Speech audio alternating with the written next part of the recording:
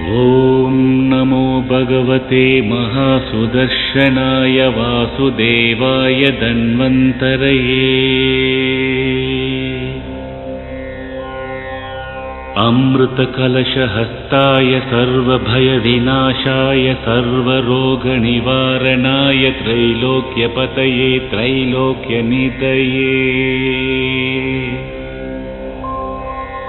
श्रीमहाविष्णुस्वरूप श्रीधन्वन्तरिस्वरूप श्री श्री श्री औषधचक्रनारायणाय स्वाहा।